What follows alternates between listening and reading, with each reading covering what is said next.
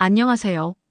급변하는 시대에도 뒤처지지 않고 똑똑한 시니어, 혼자서도 척척 해나가는 실버를 지향하는 유튜브 채널 스마트 실버입니다. 앞으로 시니어들에게 유익하고 필수적인 정보들만 쏙쏙 물어오겠습니다. 많은 사랑 부탁드립니다.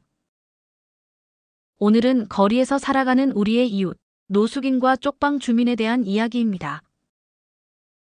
여러분 혹시 80년대 가라오케에서 선풍적인 인기를 누리던 솔개 트리오의 아직도 못다한 사랑이라는 노래를 기억하시는지요?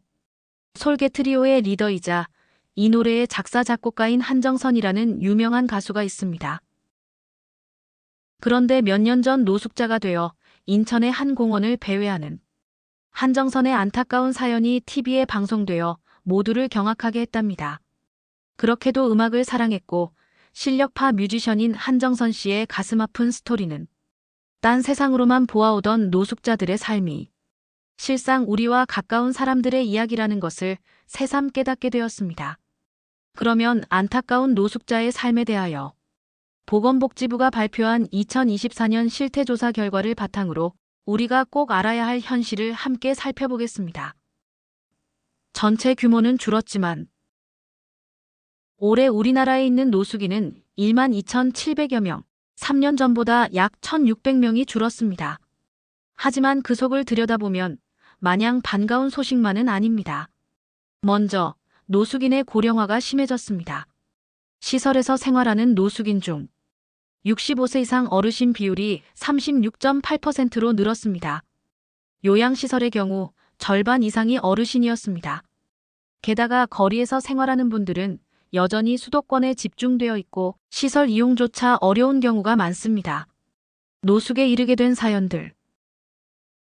노숙에 이르게 된 이유는 다양합니다. 가장 많은 이유는 실직, 그 다음은 가족 해체, 질병, 주거 상실입니다. 누구나 맞이할 수 있는 인생의 위기들이 한순간에 삶을 무너뜨리는 거죠. 거리에서 자는 이유로는 화장실이나 세면시설 등 편의시설을 이용할 수 있어서 또는 아는 노숙인들이 있어서라는 대답이 많았습니다. 하지만 그들이 공공시설이나 복지시설을 꺼리는 이유는 규칙이 너무 많고 자유롭지 않아서라는 응답이 많았습니다. 일자리와 소득 현실. 노숙인의 취업률은 매우 낮습니다. 75%가 일을 하지 못하고 있고 그중 절반 이상은 아예 일할 수 있는 능력이 없다고 했습니다. 월소득을 보면 거리 노숙인은 평균 79만 원, 시설 노숙인은 50만 원 수준에 그쳤습니다. 절반 가까운 소득은 기초생활보장 등 공공지원이었습니다. 지출의 대부분은 식비, 그 다음은 술, 담배와 생필품이었습니다.